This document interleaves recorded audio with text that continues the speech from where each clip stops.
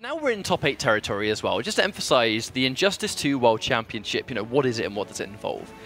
We will be sending, as you just mentioned, the top 2 players in this tournament to represent the Path to Pro series. Will be going out there to play, but also the top 2 from Hometown Heroes, the American program, the top 2 from Liga Latina, the LATAM program, and also the top 8 players from the Injustice Pro series itself. It is a collection of these programs, and the best of the best of the best of these programs will come together and play for a life-changing experience, And I think that now we're in top 8 territory, we start to get excited because our next match is Asodimazze versus Cheap Eddie.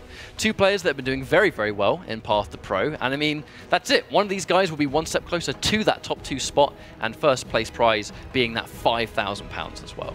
Indeed, but Cheap Eddie has, I think, been very up and down today. We saw earlier on his Aquaman is still looking strong, but not quite as confident as we've seen before. He actually ended up going to Green Lantern, which ended up winning his match versus RZA earlier on with a very tighter-looking Green Lantern. And Asodimazze really has shown us why he has specialized in his 2 characters, which has been Superman and Dr. Fate, which he has been looking really good with today, on both counts. And it really is hard to predict who we're going to be seeing here, because I think it's safe to assume that Asodimazze is going to be starting with Superman, considering that is probably, I'd say, his main at this point.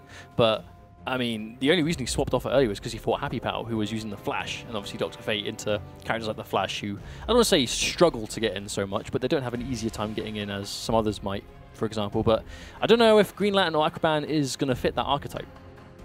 Well, I think we're going to be moments away from finding out. But I mean, I'm going to ask you again, Jim. Finding someone like Cheap Eddie, who he also has been, he can play multiple characters.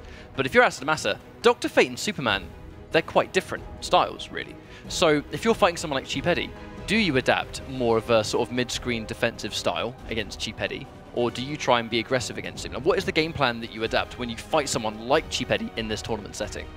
I think Asodimazze is going to apply a keep away game, given that Cheap Eddie's characters, Aquaman, Black Adam and Green Lantern, all possess really good footsie normals, and that's kind of where Cheap Eddie excels. So I think Asodimazze is going to try and stay back, get the damage where he can, and then maybe try and benefit from the footsie tools that Superman and Fate have, though. I think the footsie tools, they've both got a good forward too. They've both got an advancing mid. Dr. Fate has that shoulder, and that goes into like push or something else. And then you've got Superman, who's got the forward 2 punch, which is forward 2-3. If they're both within that range, they're both going to get stuff like, different elements of reward, because, forward 2-3 with Superman being that full combo tool that we just see all the time. But Dr. Fate, if he's got his character power available, he can just do forward 2 trait and then just go into meter burn push, and that's a full combo as well. Which we've already seen him do today, right? If he knows that's going to connect, he's going to get that full combo, he's going to take advantage of it. But I think a big part of this is how the first match is going to go, right? Because when you have 2 players that play multiple characters, Asodimazze with his 2, Cheap Eddie with his, for all we know of, 3 at the very least. I mean, it's hard to pick into someone like that.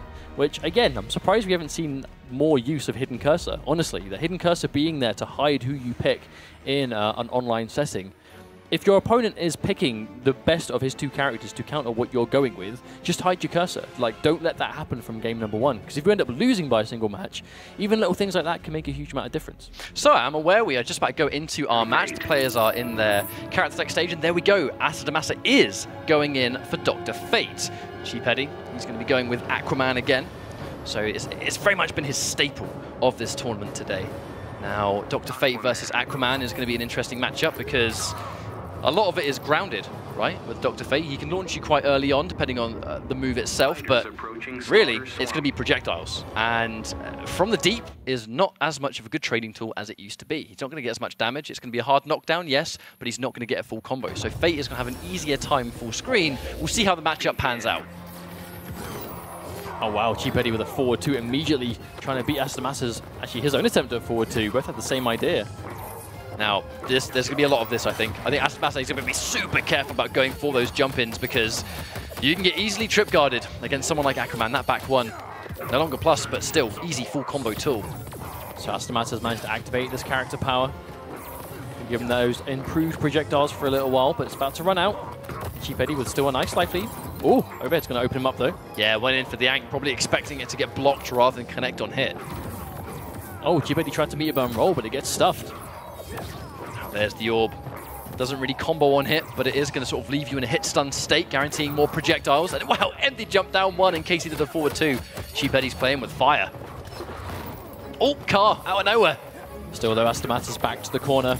This isn't where you want to be, but nice pressure coming off Asodimazze full screen. The overhead's going to catch him, but Cheap Eddie didn't look ready to confirm it. We are seeing Asodimazze go for like this next level of Dr. Fate. When you go for those red anks, and then you... I want to quickly say, I'm surprised he challenged that. That is so passed on block, but he got the down one anyway. But as I was saying, the next level of Dr. Fate, managing those red ank drops, where it's safer on block, zoning combined, full combos on hit. Asodimazze, we have seen signs of that from him, but it's not easy to do. Oh, a clean jump over the projectile, and Cheap Eddie's going to turn it into a full combo. Oh, but no, tries to go for the corner repositioning, but drops it. Now, not only is he back to the wall, but look at the space he's given Asodimazze. Yep, Dr. Fate wants that much room to work with, and there we go, just wait for the meter burn roll. And there we go, use the red ank in conjunction with his zoning. The amount of damage he gets, he's almost got 3 bars back again because of the meter build. Cheap Eddie, though, a little bit starved for bar. Asodimazze with a bit of a lead at the moment. There we go. I actually think got hit on purpose just to get the clash out. Yeah, that was either got hit on purpose to get clash and guaranteed life, or push block that didn't work out, but it doesn't matter because he's got so much more life for the clash anyway. Now there's the trait once more. Has to be so careful here. Even the chip alone, these projectiles do so much damage.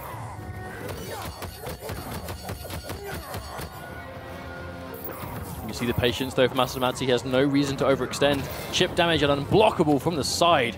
That's going to do it, and that's not the first time I've actually seen Asodimazze take a game with that. We are going to be in a situation where you can change the stage now, because I mean, they're going to go back to player select, they're going to have to re-roll that random stage. So even though actually it was both unblockables on left and right worked to great effect, probably not going to have the chance to do it next until you just so happen to get a better stage. But this is a character switch. Black Adam against Dr. Fate. We already saw Asodimazze against Happy Pal's Black Adam. Will it be the same matchup? We'll find out soon in Cheap Eddie's Black Adam. I can't say I've actually personally seen much of it, so I can't really gauge how much, basically the way he plays this character. Like, you know, Undead Jim said, he's very footsie-based as a player, and Black Adam does have those, that forward one, but still. Oh, nice read. I actually think this is a stage that Asodimazze played Happy Pal on, and that same start happened, where he lost the interaction at the very beginning. So Cheap Eddie just did a straight-up neutral jump, and the interactable missed. I think that was really good knowledge from Cheap Eddie. Oh, and there we go, Ank drop. Unfortunately fumbled one of his Ank inputs, tried to go down back 3. He's got a standing 3, but not the end of the world.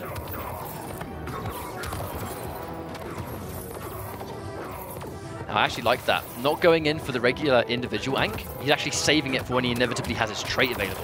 Oh, Asodimazze press buttons in between, but meter burns the interaction on Wake Up.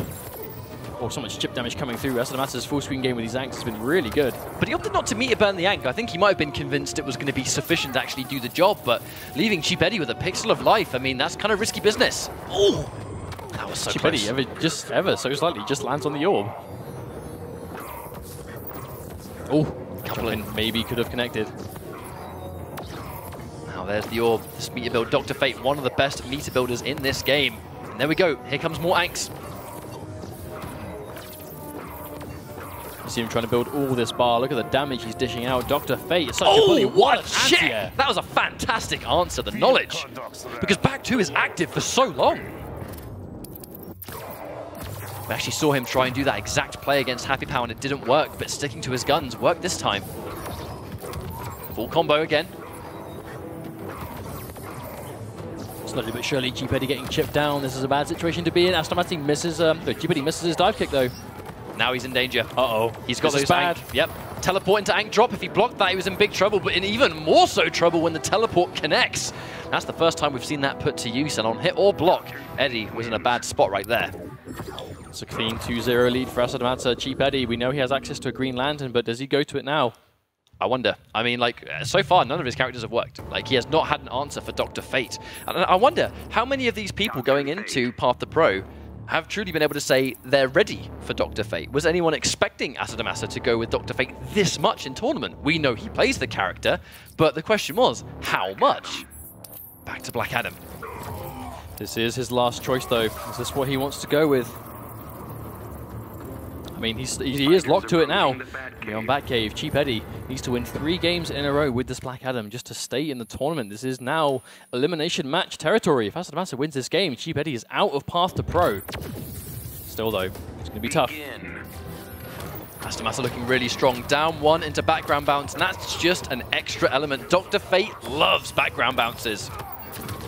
Oh, there's a clean punish on the dive kick. Doesn't get a full combo for it though, but there's an air-to-air. Asodimazze in complete control. Really nice conversion, also using the meter burn launch properties of that red Ankh push. And Asodimazze just all over Cheap Eddie, and that's another conversion. That's going to be match point, yet to land. Basically a single hit in this scenario. Asodimazze is in complete dominance right now. It just looks completely one-sided. Cheap Eddie yet to get a substantial hit. The only damage coming from the orbs, but now he actually has Asodimazze cornered. Good read on the Ankh. Cheap Eddie, just as quickly as he lost that life bar, might even things out. Wow, what a turnaround. He spent a lot of bar on this, but blocking it, going in for the push block. The anti-air on the dive kick, very important. Is it enough to survive? Down one push, and that's going to guarantee the trait. Oh my lord, what a comeback from Cheap Eddie after being down a whole life bar. He's almost able to even things out straight away. Took barely any damage on his way back. Oh, hang on a minute. That's not going to be good though. Oh my, just charging forward 3 from full screen. Definitely don't see that very often. I don't think that's what he wanted, but jumping into the orb again. He's gone into this in this final round. Like, that was the change. He's gone in for the orb on anticipation of the dive kicks, and it's worked every single time.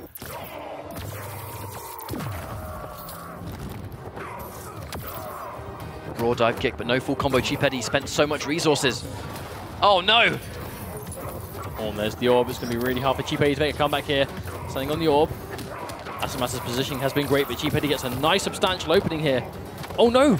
I think chose not to let him clash, probably. Yeah, trying to keep things unclashable. Would have given Asodimazze a bit of positioning, but now he's gone for the clash on the other side of the screen. This is not the clash that Cheap Eddie wanted. Look at how much work he's going to have to do to close in that space now. Now here comes Asodimazze. He's got the entire screen to dance around with. Almost got his trait available. Looking like he has 1 bar of meter ready. Cheap Eddie has the orbs though. He has the potential to chip out here, but the good blocks from Asodimazze. There's the challenge for the down one. This might be enough damage to chip him down if he keeps this going. He can't get hit by a single extra projectile. Meter burn comes out. Cheap Eddie is eliminated. Asodimazze got the clash on one side of the screen to the other. He had the entire screen to work with. He built sufficient meter, and that tried and true meter burn projectile with trait just did all the work for him there. Like a fantastic tool. I mean, Asodimazze went with Dr. Fate from start to finish. He was confident it was the right choice, and he just showed everyone why it was. Solid play, great keep away, good defensive play coming out from him at the very least. And obviously showing a nice amount of matchup knowledge until the very end. I mean, to be fair, I was actually kind of worried that Asodimazze was going to lose that last game, because he had such a strong lead at the right at the start of it, taking away that full life bar from Cheap Eddie immediately with basically not taking a speck of life himself.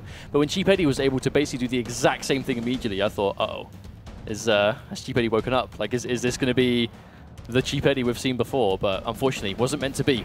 Asodimazze was able to come off ahead. I mean, Asodimazze played out of his mind. I was a big fan of watching Dr. Fate. I feel like his Dr. Fate really came alive throughout that set, because we'd seen signs of life from him using sort of, the different things that Dr. Fate brings to the table. And like I mentioned, the next level of Dr. Fate, which is those red Ankhs that you manage and drop, all that stuff is hard to do. It's not very easy. You've got to have good execution, and the sheer level of which you have to micromanage as well. Like, it's not an easy job to accomplish, but Asodimazze finds a way. But I'm going to ask you both, when you look at that matchup, and it could have been Superman or Dr. Fate, Asodimazze, he went right in to Dr. Fate, which we didn't really expect. But then it was against Black Adam, it was about Aquaman. What do you think Cheap Eddie could have done differently in this matchup against Dr. Fate particularly? Because it was a straight 3-0. What do you reckon, Jim?